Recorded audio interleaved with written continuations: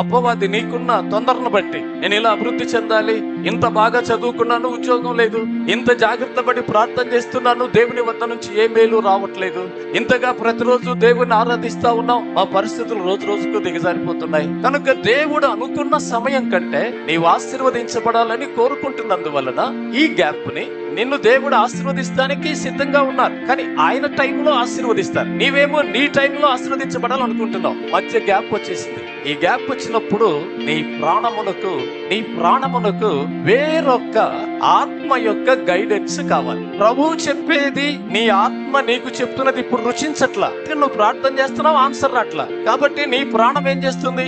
దేవుని ద్వారా నీకు తెలియజేయబడుతున్న సమాచారం నువ్వు నమ్మట్లా. మరి ఇప్పుడు ఈ ప్రాణము అనగా అది మనసు గాని హృదయం గాని పనిచేయాలంటే ఇంకొక ఆత్మ గైడ్ చేయాలి. ఆ గ్యాప్ ని ఫిల్ చేయటానికి ఈవిల్ స్పిరిట్స్, దురాత్మలు నీలోనికి వస్తాయి. ఇప్పుడు ఈ దురాత్మ చెప్పినట్లుగా నీ ప్రాణం పనిచేస్తుంది. కాబట్టి నీ ప్రాణము శరీరం అంతటిని కంట్రోల్ చేస్తుంది. కనుక నీ శరీరం అంతా కూడా పాడైపోతుంది, దేవునికి వ్యతిరేకంగా పనిచేస్తుంది, శరీర క్రియలు ఎక్కువైపోతాయి. తద్వారా నీవు దేవునికి దూరం అయిపోతావు. అలాగున్న దేవుని ప్రణాళిక నుండి మనలను దూరం చేయడానికి వ్యూహాత్మకముగా చాలా సులువుగా మనలో ప్రవేశించడానికి అపవాది వాడి ప్రయత్నాలు ప్రారంభిస్తూనే ఉన్నాడు.